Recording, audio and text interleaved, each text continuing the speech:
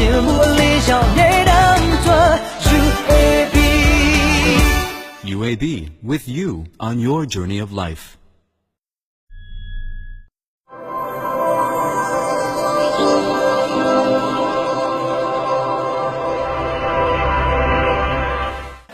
TV ပရိသတ်ကြီးမင်္ဂလာပါရှင်ဒီတစ်ပတ်မှာတော့ပရိသတ်ကြီးအတွက်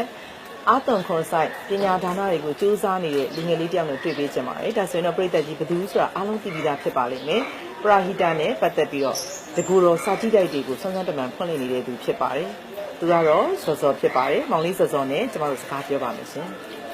မောင်လေးမင်္ဂလာပါမင်္ဂလာပါခင်ဗျာမမိုးကစာပေမဂ္ဂဇင်းတွေ channel ထဲမှာပဲမောင်လေးကို TV ထဲမှာပဲတွေ့ဘူးတာအခုမှအပြင်မှာတွေ့ရတယ်တော်တော်ငယ်သေးတာပဲနော်ဟုတ်ကဲ့ပါခင်ဗျာအသက်လေးမေးလို့ရမလားအသက်ကကျွန်တော်က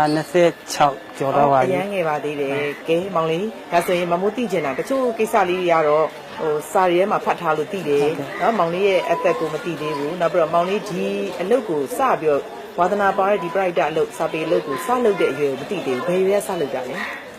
ပလာဤကစာကြည့်တိုက်ကိုစဖွင့်တာ73နှစ်သားတော့လည်းစဖွင့်တာပေါ့လေ73နှစ်သားတော့73နှစ်သားတော့စဖွင့်တာစာကြည့်တိုက်စဖွင့်တာဟုတ်ပါပြီအဲ့တော့မောင်လေးကရန်ကုန်မှာလားမောင်လေးတို့မွေးရစာတီးမှာလားကျွန်တော်ကရန်ကုန်မြို့ကိုဒီပညာရှာမြင်လို့လို့မီဆိုတဲ့ရှင်လန်းကျင်တဲ့ရန်ကုန်မြို့ကို12နှစ်လောက်ရွယ်မှာ၄တန်းအောင်လို့9တန်းတက်တဲ့ထွက်ပြီးတော့ရန်ကုန်မြို့ကိုစာအုပ်ကလေး3ခုနဲ့တက်လာတယ်လေ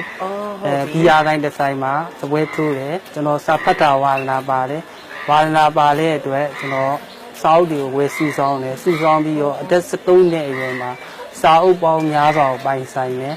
အဲလိုစာအုပ်ပေါင်းများစွာကိုပိုင်ဆိုင်ပြီးတော့ကျွန်တော်လိုစာငတ်တဲ့လူတွေစာမဖတ်နိုင်မှာကြောက်လို့မလို့စာကြည့်တိုက်ပြီးကျွန်တော်ဖွင့်တယ်ဟုတ်ပါပြီ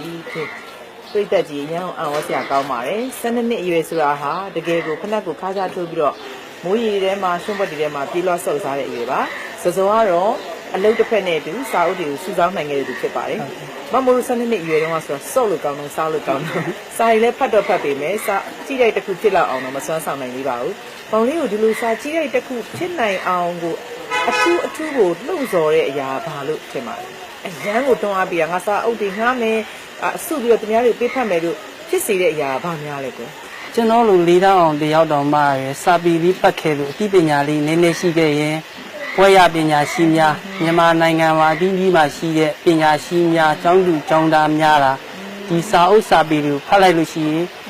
ကျွန်တော်နဲ့လည်းအသိပညာလေးရှိမယ်ဘုဒ္ဓတာလေးရှိမယ်နောက်ပြီးတိုင်းပြည်ရဲ့တိုးတက်မယ်အခြားသောနိုင်ငံတွေမှာရောက်နေတဲ့အဝေးရောက်မြန်မာတိုင်းရင်းသားတွေမြန်မာနိုင်ငံသူနိုင်ငံသားတွေအနေခံဘဝနဲ့လွတ်မြောက်မယ်ဆိုတဲ့ယုံကြည်ချက်နဲ့စာကြည့်တိုက်ကိုဖွင့်တာကောင်းလိုက်တဲ့ရည်ရွယ်ချက်ပါကွယ်အခုလိုရန်ကုန်မြို့မှာစီးပွားရှာရင်ခြေချရင်းနဲ့စာကြည့်တိုက်တွေအများကြီးကိုပွားများနေတဲ့ဆိုတော့ကိုယ့်ရဲ့ရက်ရွာကို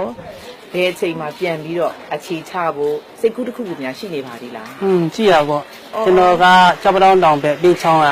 ပင်းချောင်းလေးရဲ့တရားလေးထိုးရလေကြည့်လိုက်စမ်းရေးပင်းချောင်းပင်မှာပြဖွေးနဲ့ဒုကြီးရွာတိုက်တာအိမ်လေးစီကာတန်းလိုရွာလန်းအလေရောက်ညီအညာစီတာကြီးရွာညီညာမနဲ့ပိတဝါတဲ့ဒီကြီးရွာရတောင်ပဲလင်းစာတင်ကြောင်းနဲ့ဘုံတော်ကြီးကြောင်ထဲထဲဝါလေယာကိုင်းမြေပချဝင်းနဲ့စာကြည့်တိုက်ပြီးရှိတဲ့ရွာစောစောရွာပေါ့ဟုတ်လားအကောင်းလိုက်တာအဲ့ကြပြလေးကိုဘယ်သူကဆက်ပြီးရလဲကျွန်တော်က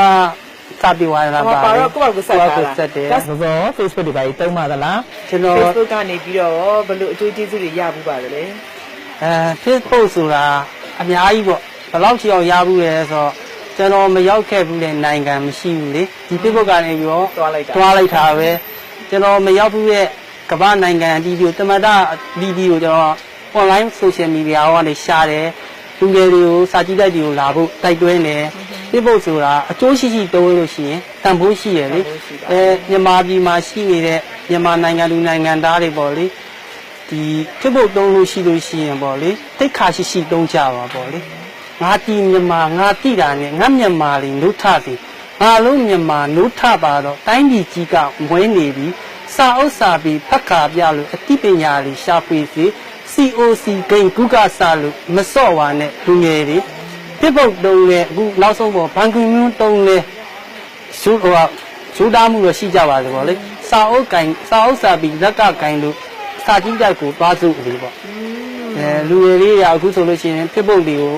သုံးကြတယ်ပေါ့လေတန်ဖိုးရှိရှိအကျိုးရှိရှိဂုံတိတ်ခါရှိရှိကိုသုံးပါလို့မေတ္တာရက်ခံပါတယ်ပေါ့နော်ဟုတ်ပါတယ်ကောင်းပါတယ်အခုစောအနေနဲ့ကောစာကြည့်တိုက်ကတစ်ဖက်နောက်ပြီးတော့ကိုလုံးနေတဲ့စီးပွားရေးလုပ်ငန်းတစ်ဖက်ပေါ့နော်အခြားဒီလို Facebook သုံးမဲ့အချိန်တို့ခရီးထွက်မဲ့အချိန်တို့အားကစားလုပ်မဲ့အချိန်တို့အဲ့လိုမျိုးပေါ့တခြားကဏ္ဍတွေအတွက်ပေးဖို့အချိန်တွေရောရှိပါသေးရဲ့လားကျွန်တော်ကလူရည်တွေကိုတစ်ခါမှမပြောဘူးလေပေါင်းတဲ့မိတ်ဆွေတွေလည်းမရှိဘူးကျွန်တော်မှမိတ်ဆွေတငယ်ချင်းဆိုလို့စာအုပ်စာပေတွေပဲရှိရလေဒီတငယ်ချင်းတွေကကျွန်တော်ရဲ့မိတ်ဆွေကောင်းတွေတူရဲကောင်းတွေအဲ့လိုမျိုးပေါ့ဒီကျွန်တော်မတီးတဲ့အရာတွေကိုကျွန်တော်ရဲ့ဆရာသမားတွေမိတ်ဆွေကောင်းတွေကနေပြီးတော့ကျွန်တော်ကိုဆုံးမနိုင်တယ်ပြင်ပြပြီးတော့ကြတော့ကျွန်တော်ဘူးလူတာတွေအများကြီးရတယ်လေဘူးလူတာတွေအများကြီးရတယ်တိုင်းပြည်အတွက်လည်းလူရည်များစွာကိုစောက်စာပေတွေကိုဖတ်ကြပါစာကြည့်တိုက်တွေကိုရောက်အောင်တွားကြပါအဲ့ဒီစာကြည့်တိုက်တွေကိုဘယ်သူတွေကနေပြီးတော့စီမံခန့်ခွဲပေးနေတယ်လေဒါမှမဟုတ်စောကပဲတွားရောက်ပြီးတော့တစ်လအတွင်းမှာအဲ့ဒီစာကြည့်တိုက်အခွဲတွေအားလုံးကိုတွားပြီးတော့အရောက်တွားပြီးစီမံခန့်ခွဲနေတာစာကြည့်တိုက်ကကျွန်တော်စာကြည့်တိုက်တွေကဘယ်လိုတွေလဲဆိုတော့ရှင်ကိုယ်တိုင်ယူရမယ်ကိုယ်တိုင်မှတ်ရမယ်ကိုယ်တိုင်ဘောပင်နဲ့ထည့်ရမယ်ကိုယ်တိုင်တပတ်စီလဲရမယ်စာအုပ်ကိုယ်တိုင်စီရမယ်ဘောပင်လေးချတာပေးတယ်ပေတံလေးချပေးတယ်စာအုပ်ကလေးချပေးတယ်ပေါ့လေစာကြည့်တိုက်မှုမရှိဘူးကျွန်တော်တယောက်တည်းနဲ့အဓိကကတော့ကျွန်တော်စာကြည့်တိုက်တွေကရုပ်တမှုကိုအခြေခံတာမြန်မာလူမျိုးကိုညီတူမဆိုးလွတ်လပ်စွာငါရနိုင်တယ်လေကျွန်တော်ကပတ်သက်ရှိလို့စာကြည့်တိုက်ဖွင့်တာမဟုတ်ဘူးမြန်မာလူမျိုးတွေကိုချစ်လို့တိုင်းပြည်အနှိမ်ခံဘဝကနေလွတ်မြောက်ဖို့ဆိုရယ်ယုံကြည်ချက်နဲ့စာကြည့်တိုက်ဖွင့်တဲ့အတွက်ညီတူမဆိုးလွတ်လပ်စွာငါရနိုင်ပါလေမှတ်ပုံနေမလို့ဘူးမန်ပါမလို့ဘူးအဓိကကတော့စာကြည့်တိုက်မှုကစာပေချစ်ပြရမယ်လေစာပေချစ်ပြရမယ်ကျွန်တော်စာကြည့်တိုက်တွေစဖွင့်တော့အတိုင်းစာအုပ်တွေပြောင်းမယ်ဆိုတော့ကျွန်တော်သိထားပါတယ်စာအုပ်တွေပြောက်တိုင်းလာကျွန်တော်စာကြည့်တိုက်တွေပိတ်လိုက်ရရင်ကျွန်တော်ရဲ့ရှိမှန်းချက်ဘယ်တော့မှဖြစ်လာမှာမဟုတ်ဘူးလေ